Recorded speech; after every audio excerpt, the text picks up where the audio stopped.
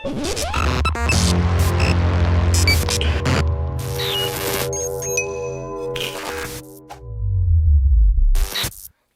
and welcome back to the channel, Dan Who Reviews. My name is, of course, Dan W. Make sure you are following me on Instagram. Today, our Marvel Legends reviews continue with this X-Men Apocalypse Build-A-Figure wave. And in front of me, we have Marvel's Gladiator, aka Clark. If you couldn't tell, Clark Kent / Kal-El. It's an amalgamation of those two names. It is DC inspired, of course. Gladiator inspired by DC's own Superman. He's very powerful in the Marvel comics. He's an alien, if you couldn't tell, with a purple skin. And he originally came out in a San Diego box set a couple of years ago that I never managed to get hold of. So it's another new character to my own personal collection, which I always appreciate. And then there is the Build-A-Figure head for Apocalypse, which looks mean. So I look forward to building him. Doesn't come with any other accessories apart from his cape, if you count that as an accessory. But yeah, let's open him up. On the side, we get a picture of Gladiator. On the back, you get some promo art. And then, of course, you get a list of all the figures in the wave you need to complete the Apocalypse Build-A-Figure. Today, we're reviewing Gladiator. So yeah, there we go. Let's get this guy open and see how he looks. And here is Gladiator out of the box. And straight away, my figure's head is just drooping. It's like he's getting bored and he's falling asleep. Am I boring you, Gladiator? Are these reviews boring you? I do apologise. It's took me ages to review these X-Men figures because my camera broke and then it was Comic-Con and yeah. But this is the last review of the Apocalypse Build-A-Figure. And of course, you can see actually the Apocalypse head is the last Build-A-Figure piece we need. And he comes with Gladiator himself. So you have to admit, that looks pretty mean. I quite like it. This is the last piece I need, so hit that subscribe button and that notification bell right now, as the next review on the channel will be for Apocalypse. But let's get Gladiator back here, because that is who I'm reviewing today. And look, he's fell asleep. His head is just drooped down to the side. So I don't know if that's the cape nudging him down because of his mohawk or what, but he just looks like he's falling asleep. Now, this figure, when I took it out of the box, it seemed a lot bigger than I imagined it to be. The colours pop quite well against the white background. I'm just not a massive fan of this character, so I wasn't excited to get him, but I am always appreciative when I get new characters in the collection. And as many of you know, this guy, see, he's fell asleep again. This guy come out with a San Diego box set from, don't quote me, but maybe 2014. So I know a few people are peeved that they're basically a re-release. But for someone like me who doesn't have this character, I'm happy for the re-release. And I quite like it. I like the vibrant colours. He's never really changed costume much, so he still looks the same today in the comics than he did in his first appearance. So this is the only Gladiator you're going to need for your collection. The cape is made of a soft-ish plastic, so you can bend it and manipulate it a little bit, but obviously it will always fold back into place. And it's also got a peg in the back, so as you can see, it's the Hyperion body with the two pegs and then two holes, and then there is a peg in the back of the cape, so it plugs in. But because it's a soft plastic, it's a little bit awkward, so make sure you get it in there. But you can take it off if you wanted to. Easy, his head pops off. There goes the cape. And again, not going to go over articulation because this is a body mold you've seen 1,000 times before. But for a big character like this, I guess it's needed. Purple skin, mohawk.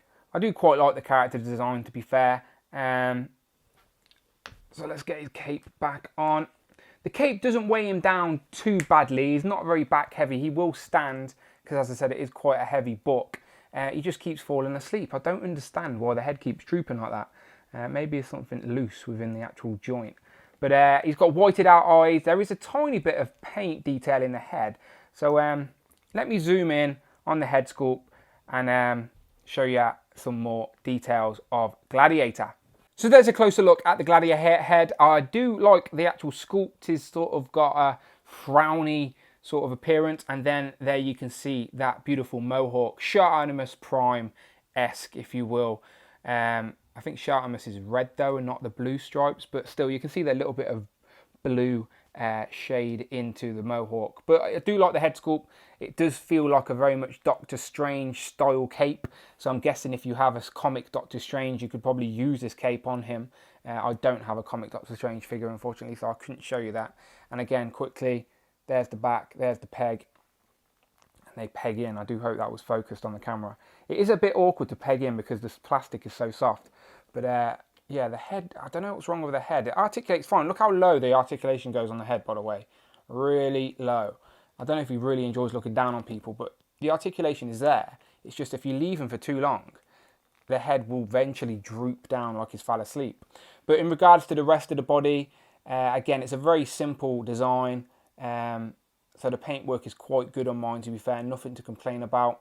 So I'm sure I'll find a space on my shelf amongst my X-Men or even my cosmic sort of heroes to display this guy. He will pop on the shelf. As I said, the colours are very vibrant and they do stand out in person. But if you are wondering who Kalak, aka Gladiator, actually is, then let's ask that question in a segment I like to call Gladiator. Who is he? This is the part of the video where we ask the question, who is he? And I try and give you a little bit of information about the character this figure is inspired by. So Gladiator, who is he? Real name Kalak, which is a nod to the DC superhero Superman himself, first appeared in X-Men 107 in October 1977. Gladiator is an alien and the loyal leader of the Sakaar Imperial Guard. As a Strontian, he is born with super strength and an array of superpowers, but he can only use them if he is completely devoted to the purpose and sure of himself.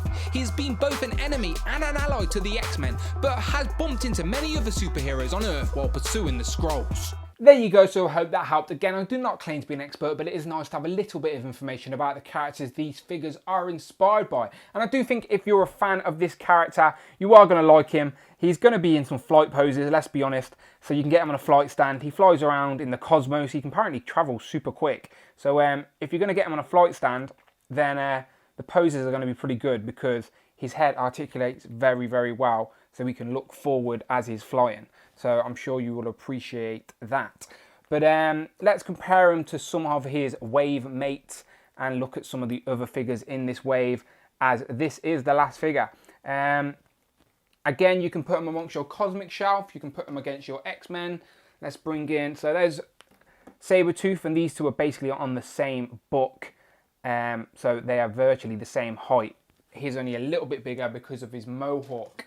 Let's bring in another villain, and Magneto. And again, I like this Magneto figure. I like the book, I like the cape. I just wish it was the blue, red and purple one. Let's bring in my new favourite, Wolverine from Marvel Legends with the Tiger Stripe Wolverine. We got Storm as well, with effects all over the place. Who else was in this wave? Let me just quickly grab them, because one of them has fell on the floor. Of course, we have Multiple Man. How many Multiple Men have you brought for your collection already? I still only have one, unfortunately, but I do plan on getting at least two more. At least two more. And then another one of my favourites from this wave. Let's bring on Psylocke. And again, I'm going to be after that purple version of Psylocke as well. And the lighting is too bright on Psylocke. Poor girl. So, yeah. They've crowded in, but you get the vibe, people. That is the full X-Men wave. Of course, we have the Apocalypse Build-A-Figure to build in my next review. So you let me know what you think of this wave. Again, I do like this figure. A new character for my own collection. I'm just not that familiar with the character to be too excited. But definitely a fan of Psylocke, Wolverine. And then, fingers crossed, we get a different version of Magneto very, very soon, as they have teased it. But yeah, and let's get a white outfit Storm as well. They teased that at San Diego Comic-Con as well. So the future is good, people. The future is good. But as always, make sure you hit that notification bell and hit that subscribe button. And I shall see you on the next one.